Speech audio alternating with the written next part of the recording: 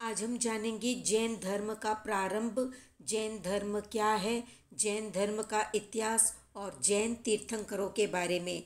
तो जैन धर्म यानी तीर्थंकरों के द्वारा बताया हुआ धर्म। तीर्थंकर भगवान को जिन भी कहते हैं। जिन यानी जिन्होंने राग द्वेष को जीत लिया।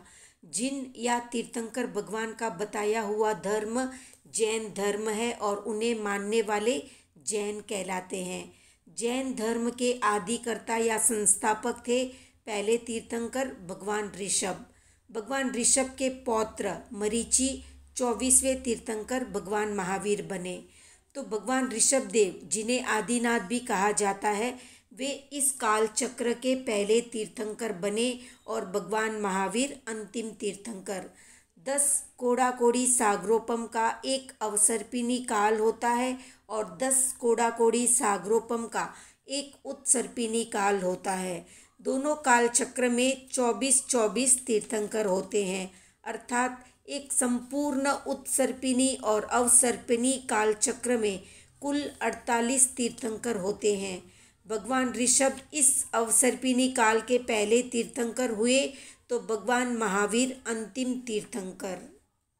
इसी तरह ये कालचक्र जब पूरा हो जाएगा तो फिर से 24 तीर्थंकर होंगे। ये क्रम अनादिकाल से चला आ रहा है और चलता रहेगा। तीर्थंकरों को धर्म चक्रवर्ती भी कहते हैं क्योंकि वे ही धर्म के आदिकर्ता है।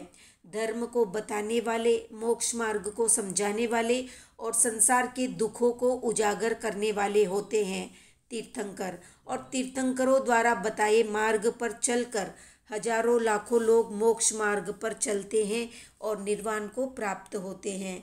हर तीर्थंकर के प्रमुख या मुख्य शिष्य होते हैं जिन्हें गणधर कहते हैं। गणधर तीर्थंकरों की वाणी को सूत्र रूप में गूंथते हैं, अर्थात तीर्थंकर भगवान जो भी धर्म का विवेचन या प्रतिपादन करते हैं उन अर्थों को गणधर सूत्र रूप में गूंथते हैं। तो ऐसे 24 ही तीर्थंकर के गणधर होते हैं। भगवान महावीर के 11 गणधर थे, वैसे किसी के 25 होते हैं, किसी के 100 तो किसी के 116। सत्य अनंत होता है और उसे शब्दों में कभी बताया नहीं जा सकता। फिर भी संसारी जीवों पर उपकार करने के लिए तीर्थंकर भगवान नरक, मनुष्य, देव और पशु योनि और पूरे लोक का विवेचन करते हैं और कहते हैं अति दुर्लभ है मनुष्य जीवन, इसे यूं ही व्यर्थ करना कौड़ी के भाव में बेचने जैसा है। हर तीर्थंकर उच्च घराने में यानी राजा महाराजा के यहाँ ही जन्म लेते हैं। जन्म के साथ ही उनमें 3 ज्ञान होते हैं, मति, श्रुत और अवधि। दीक्षा लेते ही उन्हें चौथा बड़ा ज्ञान यानी मन पर्यव ज्ञान प्राप्त हो जाता है, जिससे वे दूसरों के मन की बातों को जान जाते हैं। अब शेष पूरी साधना उच्च ज्ञान यानी केवल ज्ञान को प्राप्त करने के लिए होती है।